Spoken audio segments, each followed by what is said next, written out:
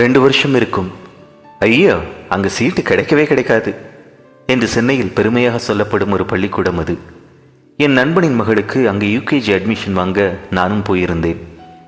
அந்த அட்மிஷனுக்காக என் நண்பனின் மகளை விட நண்பன் நிறையவே படித்திருந்தான்.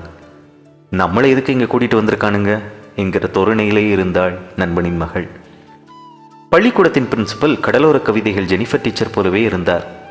அந்த பரவசத்தில் அவரை பார்த்து நான் புன்னகைக்க அந்த ஜெனிஃபர் டீச்சர் முகத்தை படக்கென திருப்பி கொண்டார்.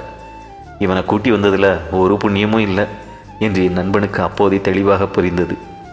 நாங்கள் எல்லோரும் நின்று கொண்டிருக்க நண்பனின் மகளிடம் பிரின்சிபல் பேசினார்.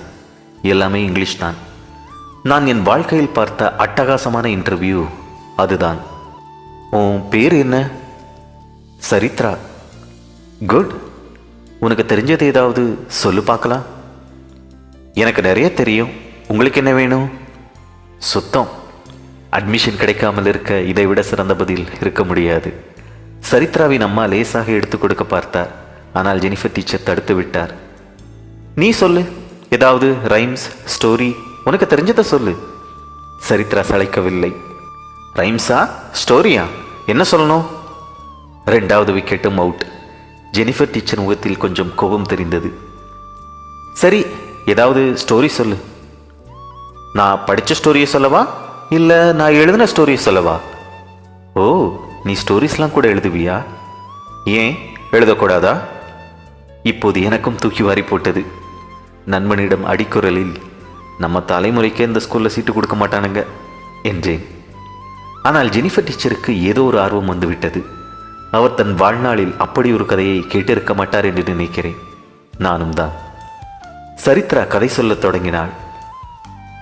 ராவணன் சீதாவை ஸ்ரீலங்காவுக்கு கடத்திட்டு போயிட்டாரு. ஓப்பனிங்கை கேட்டவுடன் ஜெனிஃபர் டீச்சருக்கு ஆர்வம் குறைந்து விட்டது.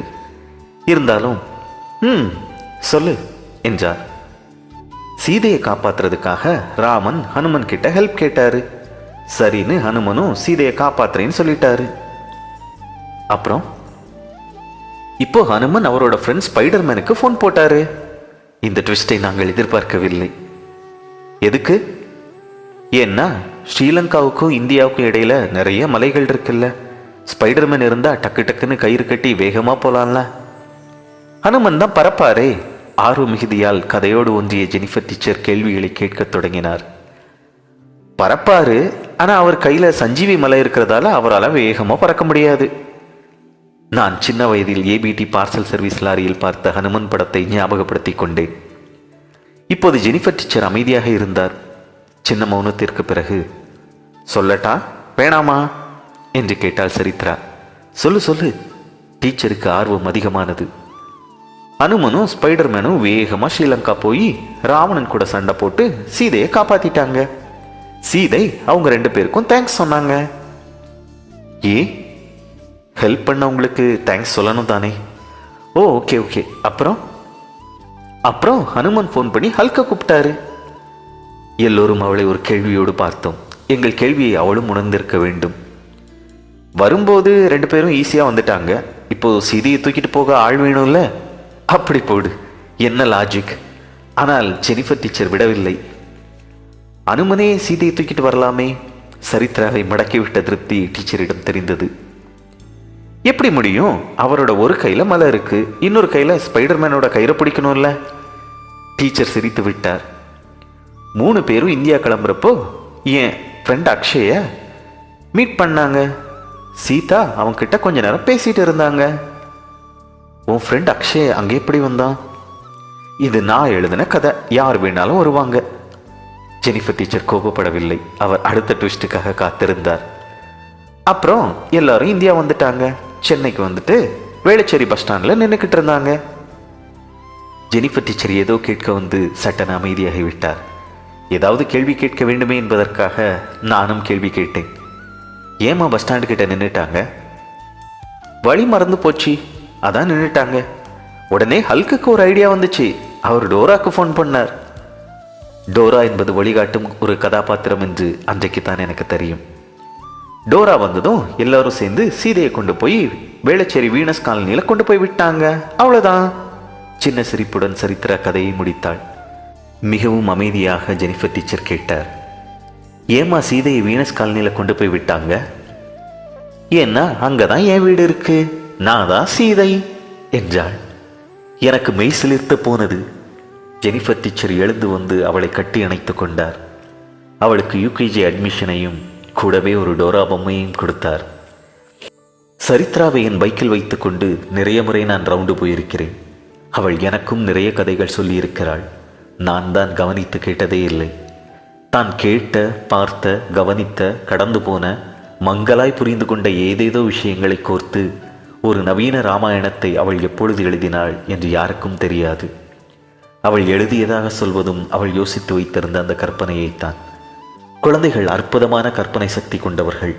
அதிலிருந்து பல்வேறு கதைகளும் ஆச்சரியங்களும் நம்ப முடியாத ஓமைகளும் சிலிர்க்க வைக்கிற கவித்துவமும் அருவி போல் கொட்டுகிறது. பொறாமை, கோபம், வஞ்சம், துரோகம் என்ற பெரிய மனிதர்களின் குணங்கள் எதுவும் இல்லாமல் குழந்தைகளின் மனமும் மூளையும் பரிசுத்தமான கற்பனையை கொட்டி விளையாடுகின்றன. ஆனால் வட்டம் எது, சதுரம் எது என்று சரியாக சொல்லத் தெரிந்த பிள்ளைக்கே இந்த சமுதாயம் சபாஷ் போடுகிறது. ஒரு வடிவமைக்கப்பட்ட மோல்டுக்குள் அவர்களை கொண்டு வருவதற்கு நாம் எடுக்கும் பகிரீத முயற்சிகள் கொஞ்சம் கொஞ்சமாக அவர்களுக்குள் இருக்கும் கற்பனை சக்தியை களவாடி தின்கின்றன. என் 2 வயது மகள் வானத்தை காட்டி, அப்பா சாமி பாருப்பா என்கிறாள். மேகக்கூட்டங்கள் கலைந்து ஏதேதோ உருவங்களை உருவாக்கி கொண்டிருக்கின்றன.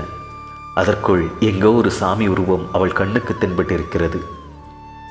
அவள் கையை பிடித்து இழுத்து வந்து 300 ரூபாய்க்கு வாங்கின சாமி போட்டோவை காட்டி, இதுதான் சாமி என்று சொல்கிற அப்பாவுக்கு வானத்தில் இருக்கும் மேகம் மட்டும்தான் தெரிகிறது. பச்சை, மஞ்சள், சிவப்பு கிரையான்களில் ஏதேதோ கிறுக்கிவிட்டு, அப்பா வா கும்கியான பாரு என்று தன் ஓவியத்தை காட்டுகிறாள். அதற்குள் எங்கோ அந்த கும்கி யானை இருக்கிறது, மேகக்கூட்டத்திற்குள் சாமி இருப்பதைப் போல். குழந்தைகள் பொம்மைகளோடு பேசுகிறார்கள். தன் இட்டலி துண்டை அன்புக்குரிய பிங்கி பொம்மைக்கு சாப்பிட கொடுத்து அது எப்படியும் சாப்பிடும் என்ற நம்பிக்கையோடு அதை கொஞ்சுகிறார்கள். எனக்கு செக்யூரிட்டியாக தெரிகிறவர் என் மகளுக்கு ஃப்ரெண்டாக தெரிகிறார்.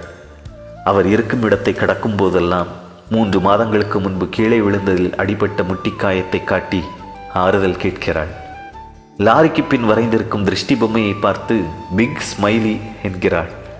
அது பேய் என்று சொன்னால் டூப்பு என்கிறாள். ஜன்னலோர மரக்கிளையில் என்ன சத்தம் என்று கேட்டால் யாரும் பதில் சொல்லாத போது ஒரு முறை குருவி என்றும் இன்னொரு நாளில் மயில் என்றும் விளக்கம் கொடுக்கிறாள். சாக்குப்பூச்சாண்டி ஜன்னலுக்கு பின் நிற்பதாகவும் அவள் அப்பாவை வந்து பிடித்து கொண்டு செல்லப்போவதாகவும் எல்லோரையும் எச்சரிக்கிறாள். எனக்கு திருஷ்டி பொம்மை, பிங்கி பொம்மை 2 பொம்மைகளாகத்தான் தெரிகிறது. அது அறிதல் உண்டாக்கும் கண்கட்டு. அவளுக்கு அது பலவிதமாக தெரிகிறது. அது கற்பனையின் அழகு. அதை காயப்படுத்த யாருக்கும் உரிமை இல்லை. குழந்தைகளின் கட்டற்ற கற்பனைகளுக்கு லாஜிக்கல் விளக்கம் கொடுக்க அந்த மனநிலை முயற்சிக்கின்றன. இதுதான் என்று அவர்களுக்கு விளக்க நிறைய முயற்சிகள் செய்கிறோம். வேண்டியதில்லை. கொஞ்ச காலமேனும் அவர்கள் கற்பனை உலகில் வாழட்டும், லைக்கட்டும். நிலாவை ஆம்ஸ்டாங்கோடு தொடர்புபடுத்துகிற அறிவு 3 வயது பிள்ளைக்கு முக்கியமில்லை.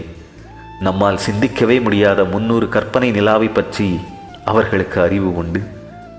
அவர்களிடம் கதை கேட்கிற மனசு நமக்கு வாய்த்திருந்தால் அவர்களின் கற்பனை உலகமும் அதன் ஃபேண்டசிகளும் நமக்கும் கொஞ்சம் கிடைத்திருக்கும்.